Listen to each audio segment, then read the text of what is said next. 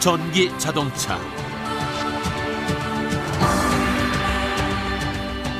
환경을 위한 차다. 에너지의 신기원을 여는 차다. 많은 사람들이 얘기하지만 더 많은 이들은 그게 나랑 무슨 상관이지? 라고 생각한다.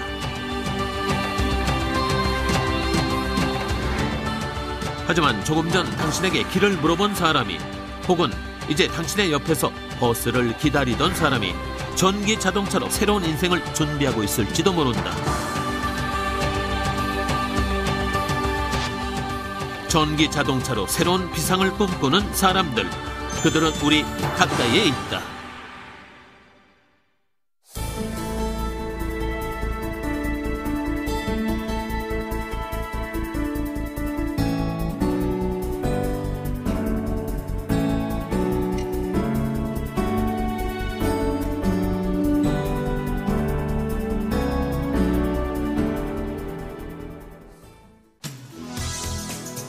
세상엔 뭐든지 만들어낼 수 있는 맥가이버들이 있다.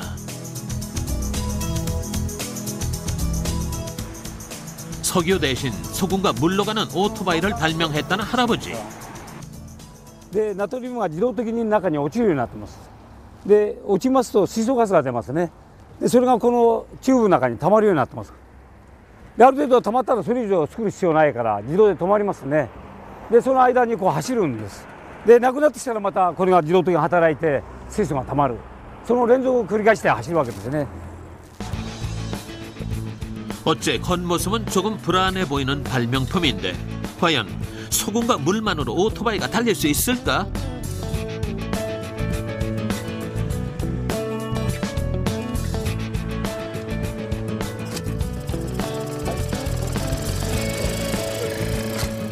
어허, 진짜 간다. 속력은 얼마 나지 않지만 어쨌든 움직인다. 그런데 튜브가 점점 쭈그러들더니 달리기를 멈춘다. これで今水素ガスがなくなったんでこの真空状態ですよね。もしこれがそういうのなきゃこれ大気圧でだから今縮まったんです。で今水素入れるとこれまた圧力が上がってこれ膨らがってきます。 아직 장거리를 달리기엔 무리가 있다. 하지만 이 일본의 맥가이버는 그렇게 생각지 않는다. 그는 소금과 물로 에너지를 만들어내는 것에 평생을 바쳤고 그건 실현 가능한 꿈이었다. 私の一番自慢できるものは今から55年前にこれを特許を取りました。これは例えば今飲み水があります。この水の中に、塩を 3% 入れまして海水と同じ濃度になるとこのモーターが回るやつなんです。で最初これ水でやります。で水でやってもこれ回らないんです。で今ここに食塩入れますね。 3% ですからこれぐらいですね。入れます。でこう入れてかき回しますとこのモーター回るんです。もうこれでもう回ってるでしょ。で今度はこれ持ってもこれほらこんだけもう回す力なんです。でこれでねモーターボートを作りましてね。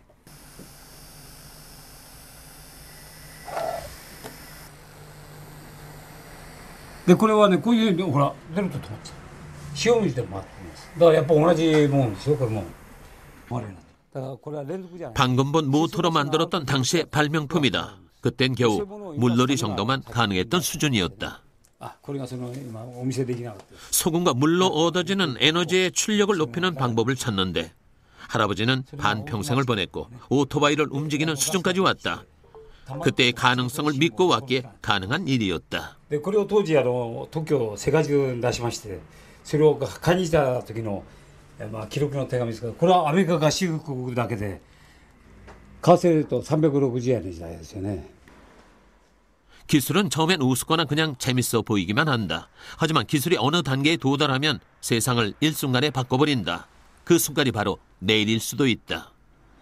と言いますのは普通電池というのはチャージするエネルギーがいるんですけども、今地球上でいらなくなった放射能の残骸ありますよね。あれ1億年も持つんですから、電磁波をですね、あるこの整流するちょうどなんていうんですかダイオードですよね。発見したらすごい永遠に使える電池ができるんです。あれが夢なんです。であれは学生にいつも皆さんに言うんですよね。私ができなくても誰かあと2、30年後にねできてくれれば、あれが車に積めばもう全然ガスいらないですよ。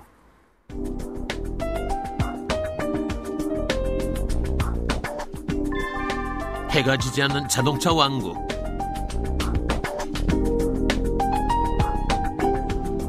한때 디트로이트는 이런 이름으로 불렸던 적이 있다.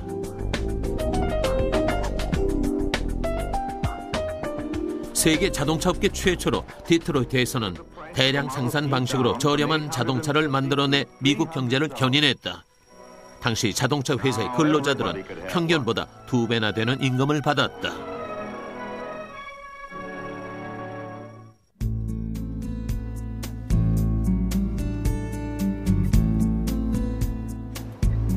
하지만 그 꿈같던 시절은 이제 사라져버렸다.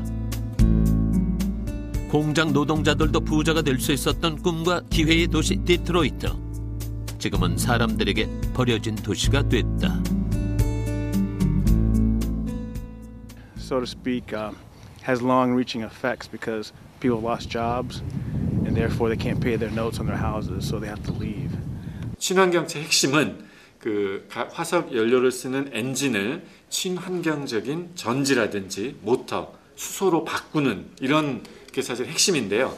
그렇게 보면은 이제 기존 내연기관 자동차는 자기의 심장을 다른 걸로 바꿔야 되는 아주 중요한 결정이 기로점에 서 있는 것으로 보여집니다.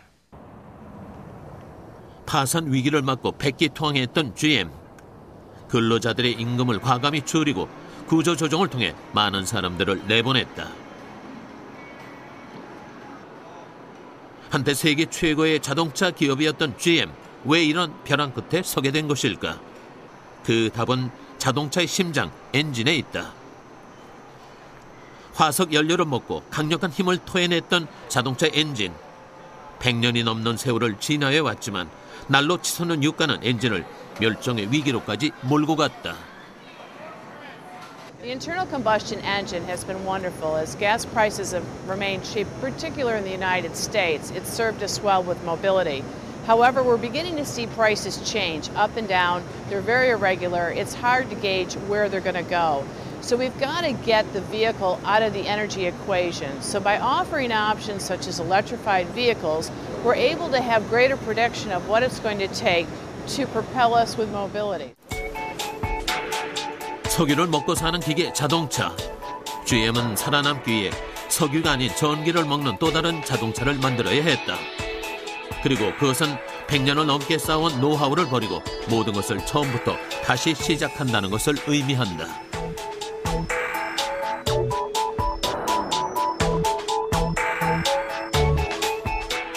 생존을 위해 GM이 선택한 새로운 시작. 바로 올해부터 대량으로 생산되는 전기 자동차 볼트다.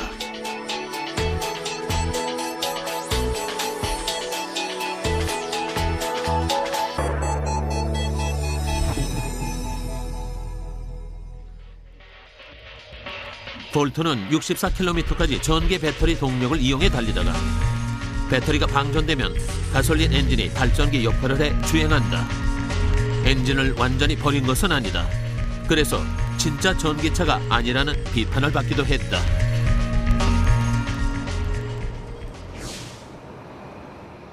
하지만 미국 정부는 볼트를 전기차로 규정하고 대당 $7,500의 보조금을 지원한다. 국가적인 차원에서 볼트를 키우려는 것이다. 한 해 세계의 신차들을 가장 먼저 만나볼 수 있는 디트로이트 오토쇼. 이곳을 찾은 미국인들도 GM의 전기차 볼트에 대해 엄청난 관심을 보였다.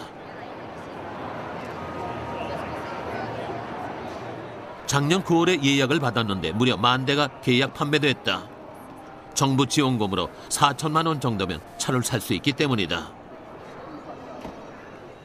미국 정부뿐만 아니라 언론에서도 볼트를 적극 지원하고 있다. I think these electric cars are kind of interesting because they're getting away from the idea of fossil fuels, and they're trying to invent new ideas and bring new business to the U.S. The idea is good, and I like that they're working in that direction. I just don't know if this particular car is quite what I'd want to do. I guess once you drive it a while, you get used to it. Distance is probably the biggest factor because I work 50 miles from where I live, so I'm traveling 100 miles a day to work. So that's probably one of the main obstacles that you don't see with electric cars right now. 아직 내 얘긴 아니야. 일반 소비자들의 반응은 그렇지만 전기 자동차는 시대적 대세다. 앞으로 10년 후에는 가솔린 내연기관을 박물관에서만 볼 수 있을지도 모른다.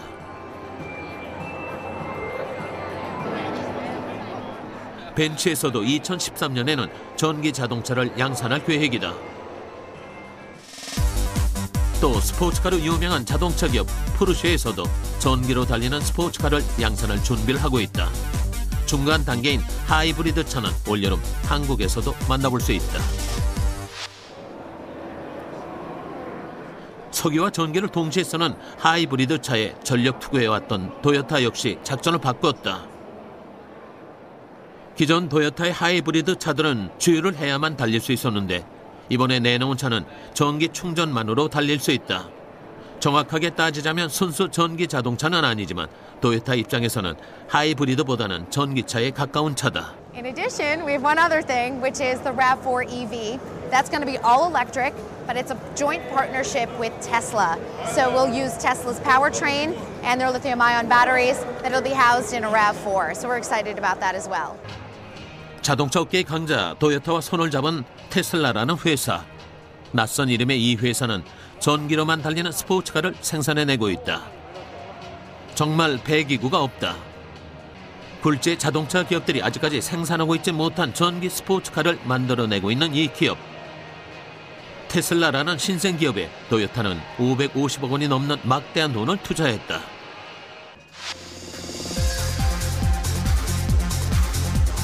우리에겐 아직 낯선 이름이지만 이 기업은 미국에서도 불풍을 일으키고 있다.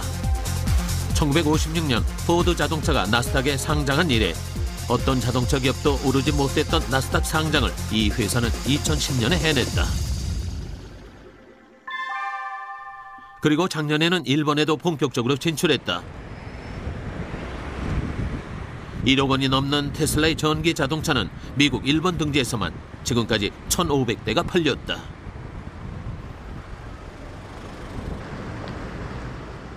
설립된 지 채 10년이 되지 않는 회사가 전기 자동차 모델 하나만으로 이렇게 입지를 굳힐 수 있었던 이유는 뭘까? 말도 안 되는 아이디어 때문이다. 당시의 배터리는 스포츠카를 달리게 할 만큼의 성능이 안 됐다. 그런데 한 직원이 엉뚱한 아이디어를 냈다.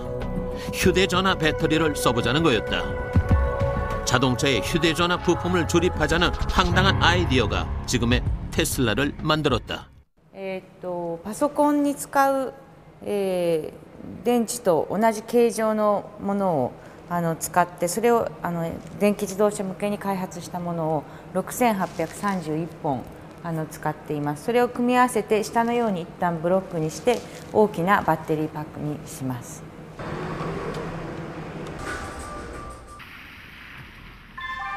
미국엔 자동차에 전자제품을 조립한 맥가이버가 있고 중국엔 또 다른 차원의 맥가이버들이 있다. 중국 산둥성에서 만난 어디선가 많이 본 듯한 자동차. 뭔가 이상에 뒤따라가 봤더니 자동차 번호판 대신 자동차 회사 이름이 떡하니 붙어있다. 그런데 이곳에는 이런 차들이 수십만 대나 있다고 한다. 그것도 모두 전기 자동차라고 하는데 세계적인 자동차 기업에서도 못 해낸 일을 해낸 곳이 과연 어딘지 찾아가 봤다. 산둥 시펑그룹. 여기는 원래 농업용 차량, 그러니까 쉽게 말해 경운기 같은 차들을 만들던 회사다. 국가급 기업 기술 중심 박사 연구소. 아주 거창한 이름을 내세우고 있는데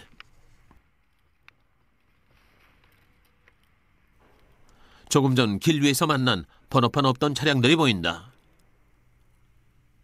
겉모습은 우리나라 자동차와 거의 흡사한 모습이고 가격은 우리 돈으로 500만 원이 좀 넘는다. 안을 들여다보니 비싼 에어컨 대신 선풍기를 달았다. 배기구가 없는 100% 전기 자동차가 맞다.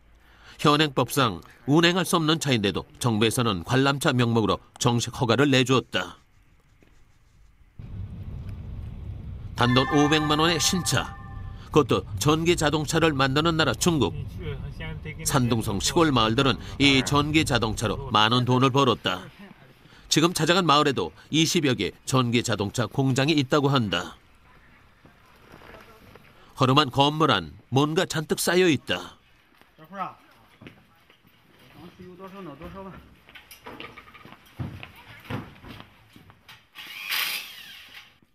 변변한 기계 설비 하나 없이 집에서 쓰는 공구만으로 자동차 시트에 뼈대를 만들고 있고,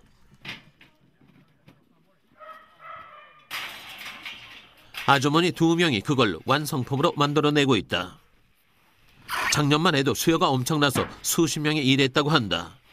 하지만 지금 일하는 사람은 채 5명이 되지 않는다. 시골 마을에 일자리를 만들고 부를 창출했던 전기 자동차 공장. 왜 지금은 안 되는 것일까?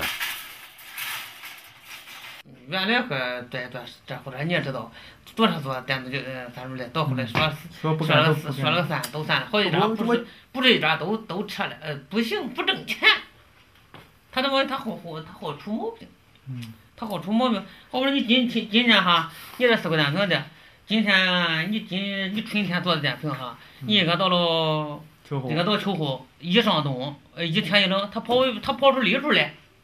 一个那个你能跑200里地，一个到冬天，地到天一冷，哎，他跑80里地，他跑不能去了，都不行了。他这主要是呢，你要有的呢，你加油都跑起来。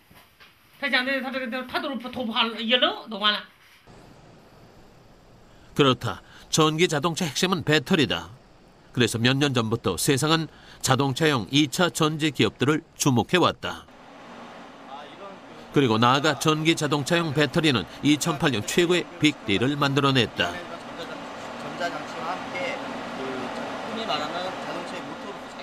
세계 최대의 자동차 부품 기업인 독일 보쉬가 한국 기업 삼성과 손을 잡고 SB 리모티브라는 회사를 만든 것이다.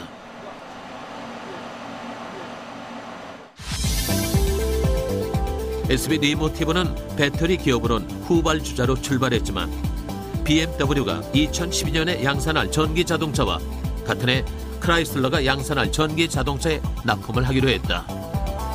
LG화학이 GM과 포드에 전기 자동차용 2차 전지를 공급하니까 국내 기업들이 세계 전기 자동차 시장을 석권한 셈이다. 휴대전화와 노트북 같은 전자제품으로 쌓은 기술력이 자동차 산업에서도 빛을 발하고 있는 것이다.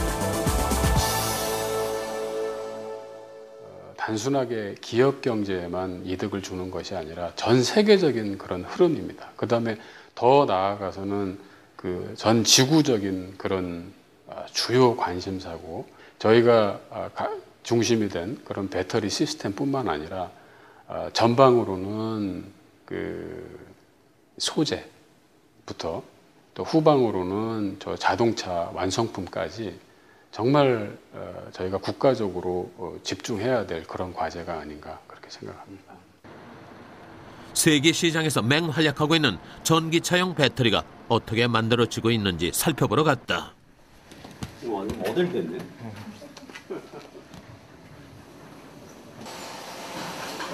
중국 공장과 비교한다면 정말 하늘과 땅 차이다. 전 과정이 자동화임은 물론이고 먼지 한 톨도 내부로 들어갈 수 없는 구조로 생산되고 있다. 일반 가전제품 생산 공정과도 비교할 수 없을 정도다. 그도 그럴 것이 자동차는 최소 10년은 타야 하는 제품이기 때문이다. 그렇기 때문에 모든 공정마다 안전성 테스트가 이루어진다. 교통사고가 나더라도 문제가 없을 정도의 안전이 보장돼야 하는 제품이기 때문이다. 기존에 나왔던 배터리들과 비교할 수 없는 성능을 가져야 하고 무엇보다 안전해야 하는 당대 최고의 기술력이 필요한 제품이다. 그렇기 때문에 전기차용 배터리는 전기 자동차에서 가장 비싼 부품이다. 그래서 전문가들은 이 배터리 가격을 낮추는 것이 전기차 상용화 최대 관건이라고 말한다. 고가의 배터리에 대한 부담을 기회로 삼은 기업도 나타났다. 2009년 일본 경제산업성과 손을 잡고 도쿄에서 전기 자동차 택시 시범 사업을 한 베터플레이스란 회사인데 이 기업은 자동차를 만드는 곳이 아니다. 배터리를 만드는 곳은 더더욱 아니다. 전기 자동차 인프라를 만드는 회사인데 기존 정유사처럼 충전소를 만드는 게 아니라 택시를 겨냥해 배터리를 교환해주는 교환소를 만들고 있다. 이들은 왜 택시를 주요 고객으로 삼았을까? タクシーはですね、乗用車で言いますと大体数でいうと 2% しかないんですけれども、タクシーは全排出量 CO2 排出量の 20% を占めるんですね。ですからタクシーたったの 2% なんだけども、そこをゼロエミッションにすることによって環境的にものすごくレバレッジが効く、部門なんですね。ですからタクシーということを選んだも一つの理由です。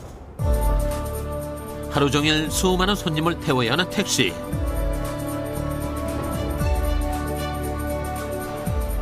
몇 시간씩 충전을 해야 하는 기존 전기차의 방식은 택시에 적합하지 않다. 그래서 배터리를 교환해주는 시스템을 개발한 것이다. 배터리 교환에 걸리는 시간은 59초. 시간이 곧 돈인 택시 기사에게 전기 자동차를 구매해도 좋을 만한 조건을 내세운 것이다.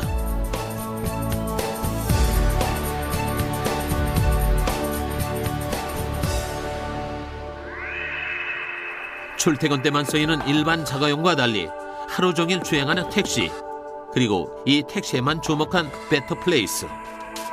택시를 전기차로 바꾸는 것은 환경적으로도 큰 영향을 미치기 때문에 현재 일본, 유럽, 호주 등 세계 각국에서는 이런 시범 사업들이 진행되고 있고 그 중심엔 베터플레이스가 있다. 일반적인 사람들은 전기 자동차의 문을 열고 타보고 자동차의 충전기를 플러그에 꽂아보면서 신기해한다.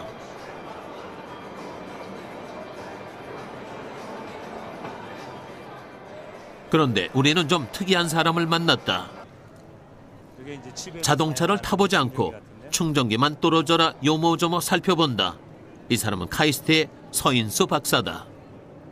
이제 커넥터들이 급속 커넥터가 있고 완속 커넥터가 있고 그다음에 볼티지 레인지가 다 다르고요. 이제 그런 거에 대해서 SA가 지금 제일 그 주도를 하고 있고 일본 같은 경우에는 차데모, 그다음에 이제 유럽 같은 경우는 IEC 이렇게 해서 한국도 직영부 주관으로 이런 걸 이제 빨리 이제 표준화를 하려고 이제 굉장히 그 노력을 하고 있습니다. 그 어느 나라도 아직 전기 자동차 충전기의 표준을 마련하지 못한 상태라는데 미국의 한 벤처 기업에서 만든 전기 스포츠카 역시 자신들만의 충전기를 쓰고 있었다. You know, a lot of people talk to me about charging your electric car. Is it going to take 24 hours? Is it going to take 12 hours? We actually happen to have an onboard charger with our car capable of 8 hours, but we also sell a triple charger which will get it down to 4 hours. Later on down the road, there'll be charging stations anywhere. So that means you can charge on 440, 220, charge in 3 to 4 minutes, get you on the road, no problem whatsoever. That's a German. 충전소만 생기면 아무 문제 없다지만 글쎄다.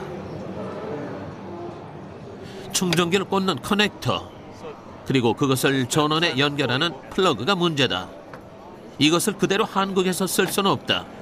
나라마다 사용하는 전압이 다르고 또 플러그도 다른 상황이다. 서박사가 있는 카이스트 온라인 전기 자동차 사업단에서는 이런 충전 방식에 대해 대안을 제시했다. 그리고 그 대안은 지난해 타임지가 선정한 세상을 바꿀 발명품으로 꼽혔다. 그것이 바로 온라인 전기버스다.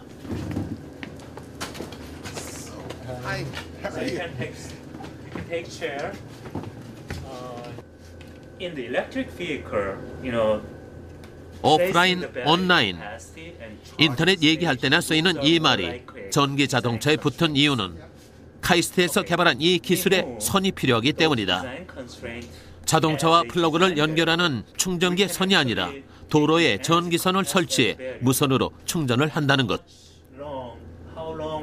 하다못해 휴대전화 배터리도 충전기를 통해야만 충전할 수 있는데 도로를 달리면서 자동차 배터리를 무선으로 충전한다는 얘기 쉽게 믿기지 않는다. 우리는 온라인 전기버스를 직접 타봤다. 일반 도로를 달리는 동안 버스는 배터리를 구동해 주행한다. 그리고 카이스트 교정에 인프라가 설치된 도로를 달리면 배터리가 충전된다고 한다. You don't hear any electric motor sound much. You know. So other than that, 총 주행거리의 20%의 인프라가 설치돼 있으면 나머지 80%를 주행할 수 있다는데 드디어 인프라가 설치된 구간에 버스가 진입한다.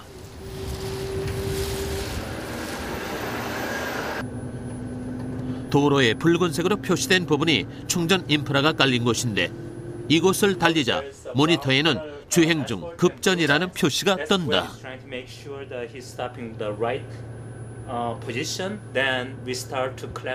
어떻게 무선으로 배터리를 충전한 것일까? 도로에 매설된 자기장 라인과 자동차 아랫부분에 설치된 집전 장치를 통해 전력을 공급받는 원리다.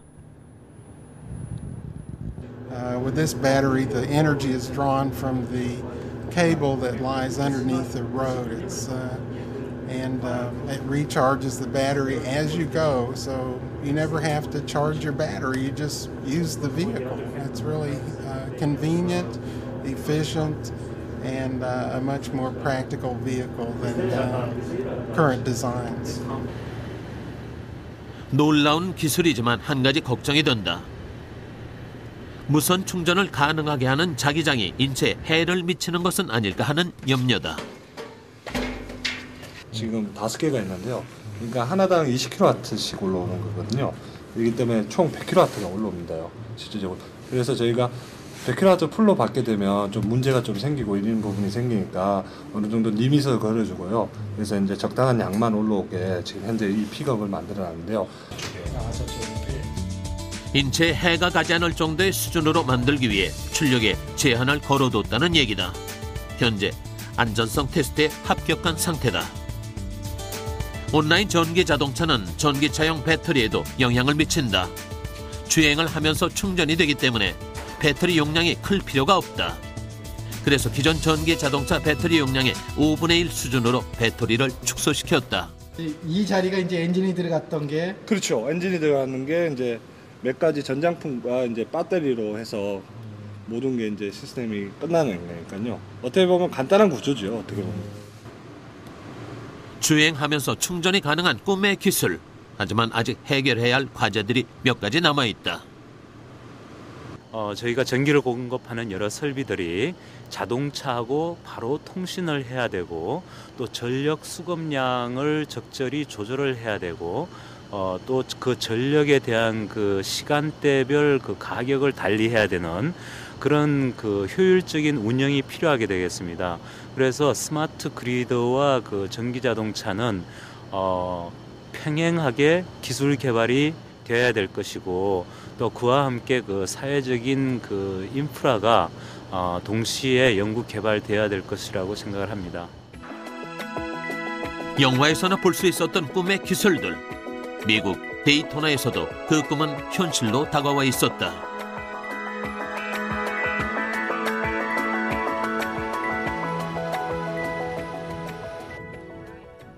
지팡이 없이는 갈 수 없는 시각장애인이 자동차를 향해 간다. 그리고 어린이용 보호 시트를 챙긴다.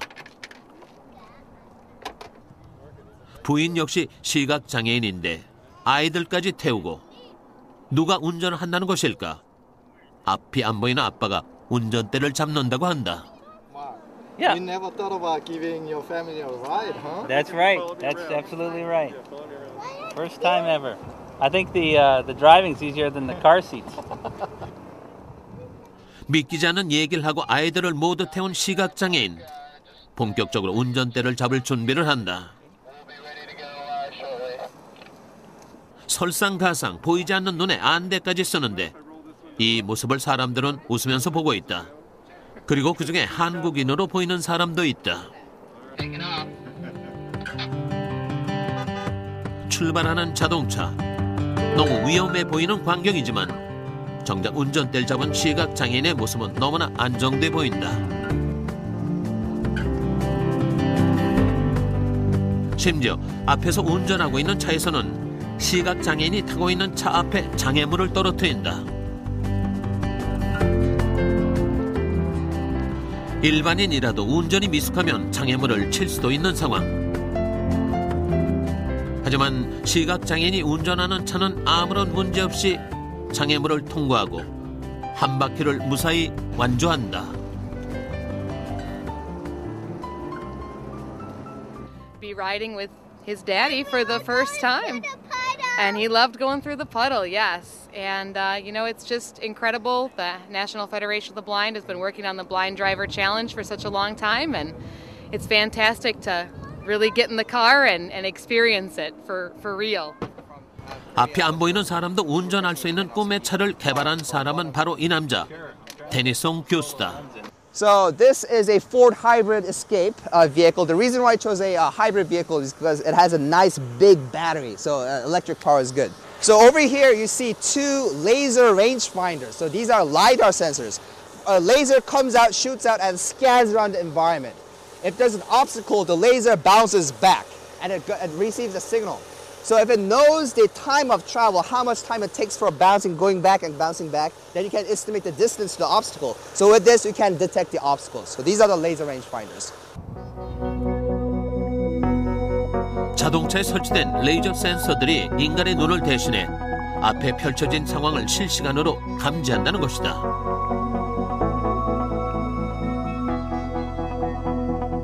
그리고 이렇게 감지한 정보를 컴퓨터가 분석해낸다.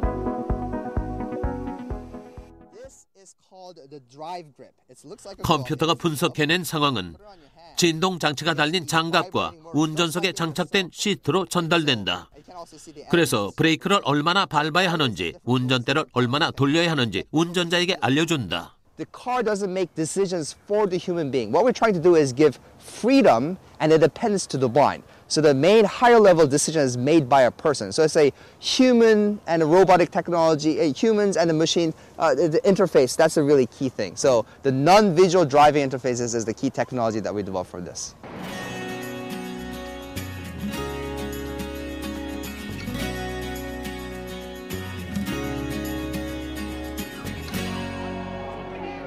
(1월 29일) 데이토나 국제 자동차 경주장. 앞을 볼 수 있는 사람이라도 고도의 운전 실력이 있지 않으면 설 수 없는 곳. 운전깨나 한다는 사람들도 평생 한 번만이라도 달려보기를 꿈꾸는 이곳을 시각장애인 마크와 데니송 교수가 찾았다. 수많은 사람들 앞에서 시각장애인도 운전을 할 수 있다는 사실을 증명해 보이기 위해서다. 버지니아 공대와 이 프로젝트를 함께 진행해왔던 미국 시각장애인 연합의 임원도 이 놀라운 순간이 현실로 다가왔다는 사실이 믿겨지지 않는다. Don't pull any wires. It's a very exciting day. This is the moment of truth. We've been working on this for so long. All of our students, engineers from Torque, we've been working day and night. And finally, this is the chance, opportunity to really show the world of, with just a little bit help of technology, what the blind can truly accomplish. We're going to really show the world the true capacity of the blind.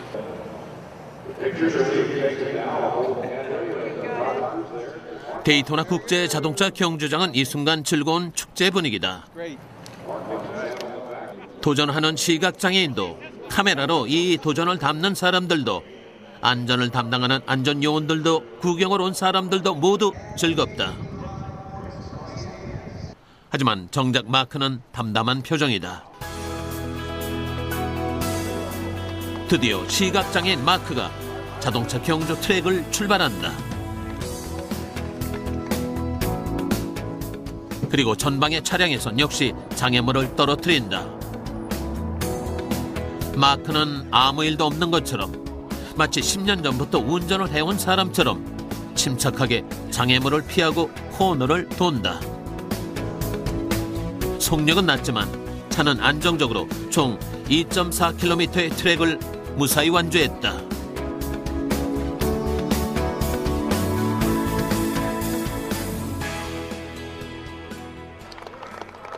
일반인들에게는 그저 신기한 구경거리일 수도 있지만 마크의 부인에게 이것은 새로운 삶의 시작을 의미한다. 개발자인 홍 교수에게도 마찬가지다. Fantastic.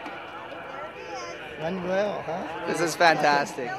Absolutely. We just made history here. All right, everybody look this way one more time. Look this way and smile. Awesome. I got tears in my... 그리고 이 자리에 앉아있는 수많은 시각장애인들에게도 오늘은 두 번째 삶이 펼쳐지는 날이다. And go under my direction. What's more powerful than that? Dr. Maurer said, we want to go. What's more powerful than that? Failure. To stay in the driver's seat and make our dreams a reality. Thank you very much.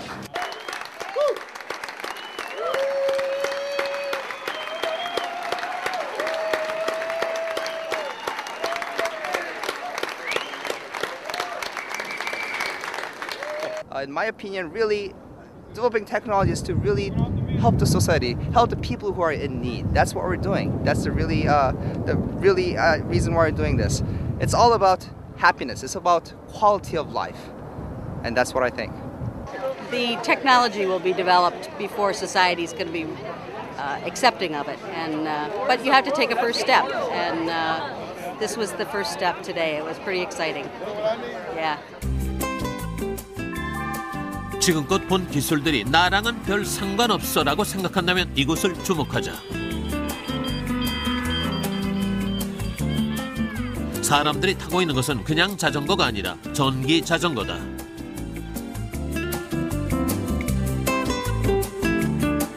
전기는 자전거 나라 중국을 무섭게 변화시키고 있다. 불법 복제품에 1년을 채 못 쓰는 질 낮은 전기 자전거는 이젠 중국에 없다.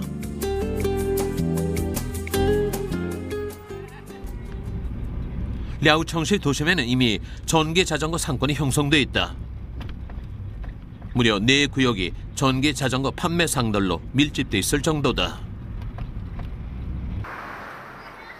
수십 개 유명 브랜드들이 탄생됐고 이 구역에서만 1000여 명의 전기 자전거 판매원들이 일하고 있다. 마땅한 일거리가 없던 중소도시에 전기 자전거가 엄청난 파급 효과를 일으키고 있는 것이다.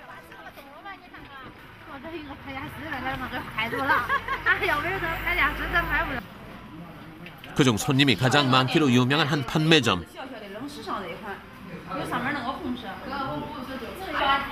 취재 갔을 때도 손님들로 북적이고 있었다. 전기 자전거는 일반 자전거와 달리 구매를 확정하면 그때부터 조립을 시작한다. 진열돼 있는 상품은 아예 판매를 하지 않는 것이다. 그도 그럴 것이 전기 자전거의 가격은 보통 우리 돈 30만 원 선. 중국에선 대졸 신입사원 초봉이 70만 원인 것을 감안하면 상당히 비싼 제품이다. 你是第一次买电动车吗？不是，买了，好的，买了2、3辆了，就2、3辆了。啊？还是说破的呀？有可是的。啊？电动车有什么好处啊？你这个买2、3次了，都买3辆了。我买了顶丢，买了丢了。这个电动车有什么好处？骑车子快。 편리함과 유지비 때문에 이렇게 재구매를 하는 사람도 많다. 또 배터리가 비싸기 때문에 배터리만을 전문적으로 다루는 직원도 있다. 그리고 이 비싼 배터리만 전문적으로 훔치는 사람도 있다고 한다.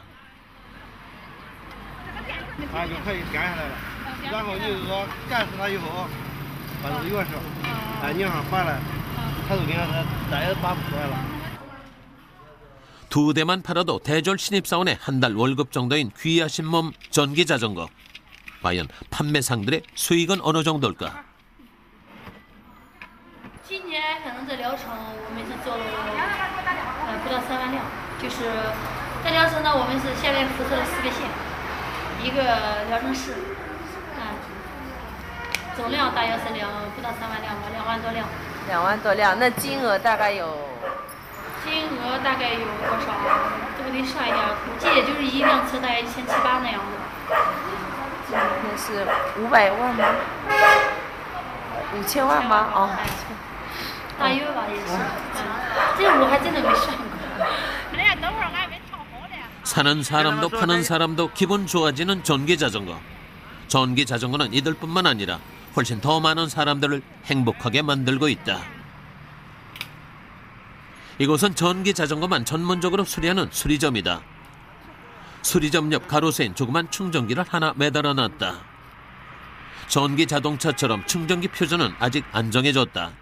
하지만 사람들은 나름대로 편하게 충전기를 이용하고 있다.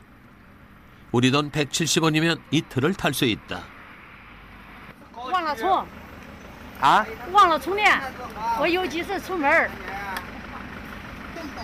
然后就突然没电了。对。你多说的，一天能有多少人来充啊？俺一个月能充500左右呗。多少？500。一个月300来块钱吧。 그래도 역시 제일 큰 수입원은 배터리다. 전기 자전거의 활성화를 위해 중국 정부는 일정 수준 이상의 제품에만 합격증을 주고 그런 제품을 사도록 소비자들을 유도하고 있다. 그런데도 배터리는 아직까지 잔고장이 많아서 많은 사람들이 수리를 맡긴다. 最多的是哪个？电动自行车还是自行车？因为我这主要是电动车，摩托车不修，电车也不修，自行车不修。是属于修的啊。7个到8个呗，光主要是光干活的。顾客这期间得来多少人啊？一年有太多了是吧？太多了，没准儿。 이 젊은 사장은 그동안 정리해온 수리 장부를 꺼내 보여줬다. 20여 개의 장부에 빼곡히 적혀있는 목록은 전기가 교통수단으로 들어오면서 한 남자가 한 마을이 그리고 도시가 살아나고 있음을 입증해주고 있었다.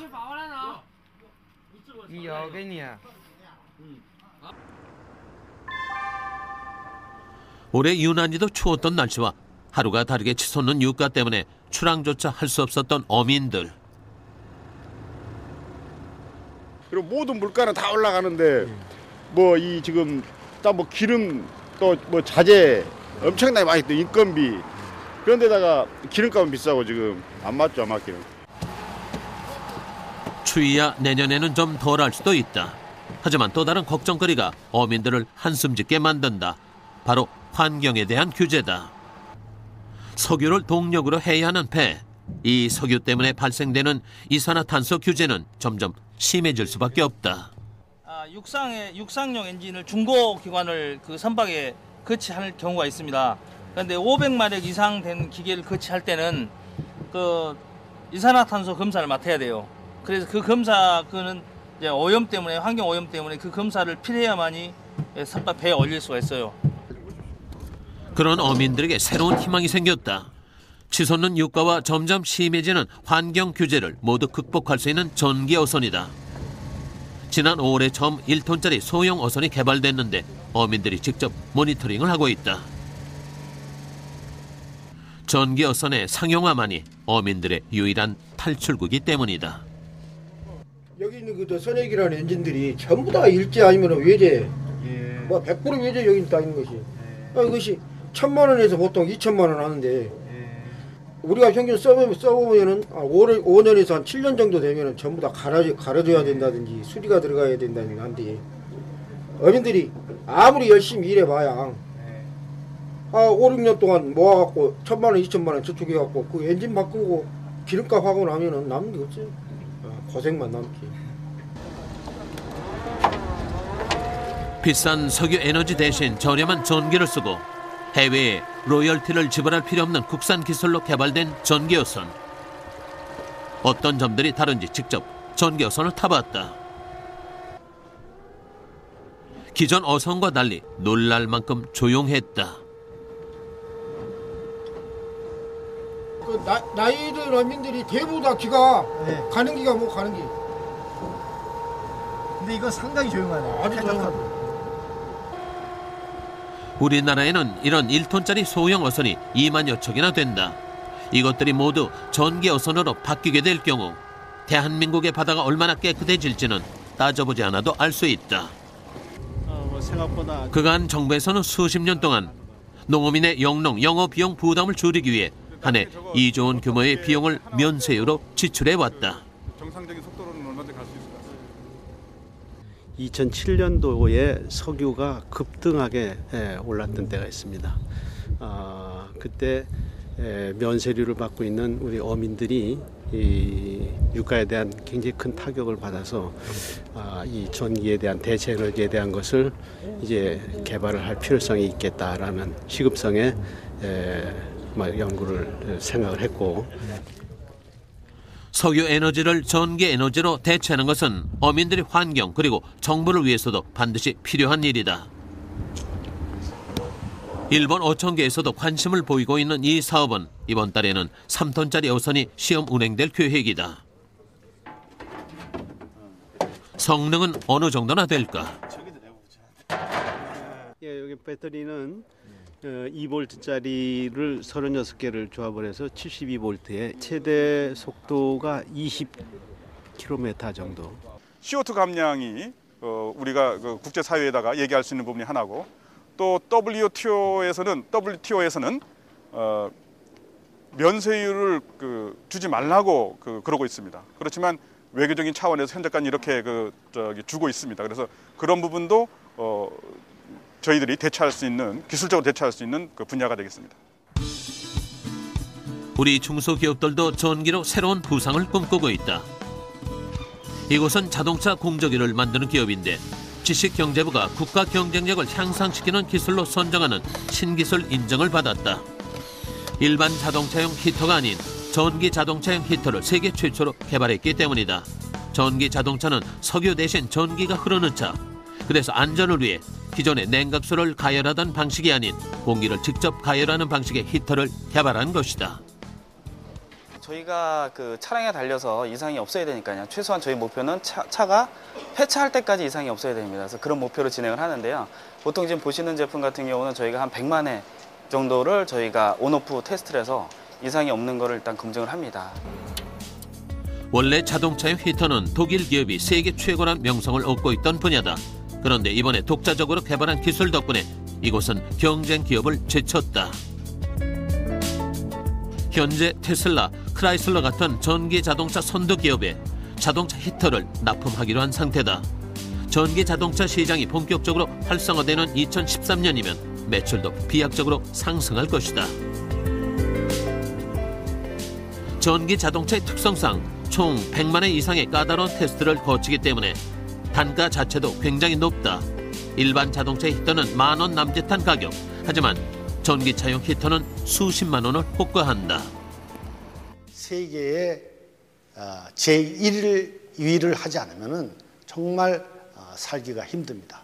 그렇게 하기 위해서는 우리나라가 정말 이 신기술 개발, 여기에 대해서 총력을 경주하고 기술 개발만이 우리의 살 길이라고 생각합니다. 이곳은 전기차 시대를 대비하기 위해 코일도 새롭게 개발했다. 기존 구리로 만들어진 코일이 아닌 알루미늄으로 만든 코일이다. 배터리 동력과 차체의 무게가 전기차의 성능을 좌우하기 때문에 자동차에 들어가는 모든 부품이 가벼워지는 추세다. 자동차 산업의 후발주자였던 대한민국이 기술 개발로 세계 1위도 가능해졌다. 전기차를 시장을 선점을 하기 위해서는 일단 가장 중요한 건 원가 경쟁력을 갖춰야 되기 때문에 그런 원가 경쟁력에 대한 기술을 확보하는 게 가장 중요하고요. 그 원가 경쟁력 있는 기술을 확보하기 위해서는 원초 기술이 없으면 절대 이루어질 수가 없습니다. 그런 원초 기술을 개발하기 위해서는 세계 시장이 어떻게 움직이고 있는지를 계속 벤치마킹을 통해서 그래야만이 우리나라 산업계가 세계 시장에 어떤 선두 지점을 자리 잡을 수 있는 그런 기회를 가질 수 있지 않을까 그렇게 생각합니다. 자동차 산업과 전혀 관계없던 중소기업에도 전기 자동차는 새로운 날개다.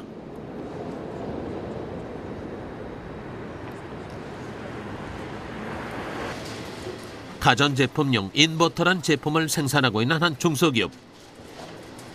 이곳에도 전기차용 부품을 만들어 납품할 수 있는 기회가 주어졌다. 인버터는 동력을 모터에 전달하는 장치인데 이 인버터가 에너지 손실을 얼마나 줄이느냐에 따라 제품의 에너지 효율이 달라진다.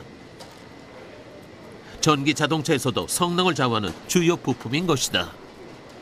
일단은 그 인버터라는 부분이 쉽게 그 어느 업체에서나 그 접근할 수 있는 그런 아이템은 아닙니다. 어떤 그 노하우, 개발 노하우들이 쌓여 있어야 되고요. 저희 같은 경우는 가전용 인버터를 대량으로 매출을 일으키고 있으며 그런 것들 생산하고 있기 때문에 그런 노하우를 바탕으로 해서 대용량의 인버터로 전환을 해가는 것이 이렇게 어렵지 않게 전환을 할 수 있었던 그런 주요 원인인 것 같습니다.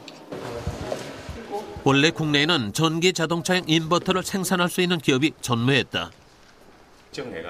그래서 국가적인 차원에서 전기차용 인버터 개발 사업을 추진했고 그동안 가전제품용 인버터에 꾸준히 매진해왔던 이 기업이 선정됐다. 기존에는 전혀 넘볼 수 없던 자동차 시장에 전자제품 중소기업이 진출할 수 있게 된 것이다. 한 발 더 나아가 이 기업은 자동차 산업에 본격적으로 뛰어들 생각이다. 그래서 전기 자동차를 만들던 다른 중소기업과 손을 잡았다. 대기업이 아닌 중소기업이 힘을 합쳐 만들어낸 국산 전기 자동차. 외국 자동차 기업들의 전기 자동차에 비해서 화려하진 않지만 외국 기업들도 아직까지 양산하지 못하고 있는 100% 전기 자동차다.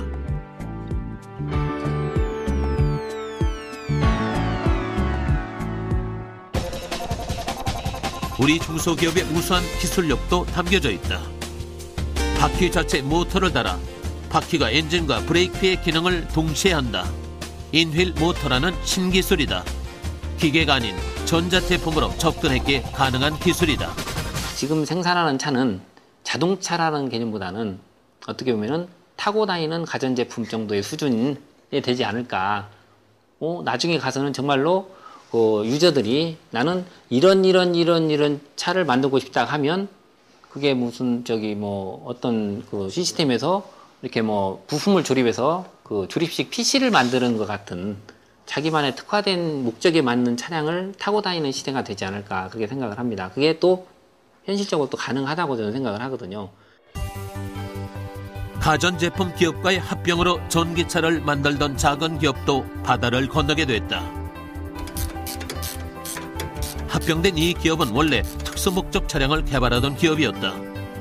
합병으로 중소기업들이 신기술 개발에서 어려움을 겪는 부분인 자금 확보력을 늘리면서 중국 동남아 등으로의 진출이 눈앞으로 다가왔다.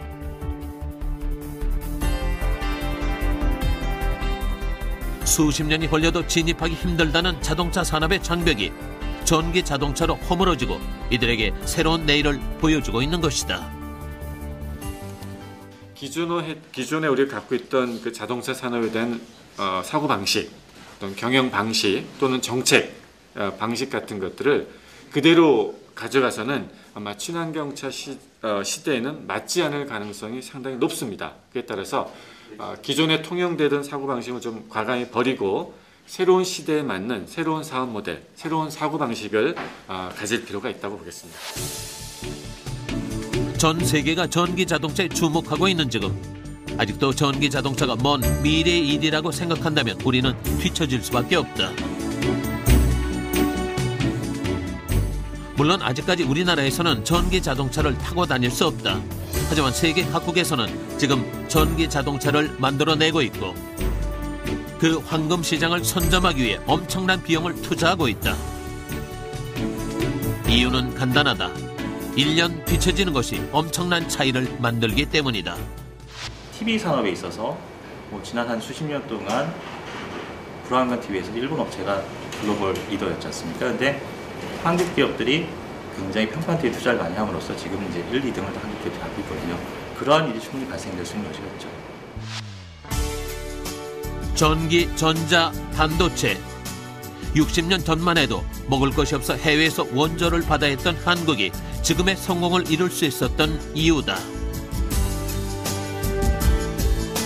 전기 자동차 시대는 기계였던 자동차가 전자 제품으로 바뀌는 중요한 분기점이다. 그리고 우리에겐 전자 산업의 기술력과 노하우가 있다. 저는 내연기관 자동차를 이제 우리가 발전시킬 때는 사실상 아무런 기반 없이 이제 이렇게 성장해 왔는데 지금은 일정 정도 기반 하에서 이제 우리가 성장이 가능하기 때문에 우리한테 굉장히 큰 이점이 존재하는 거죠. 석유가 아닌 전기로 가는 자동차. 대한민국의 새로운 날개가 될 것이다.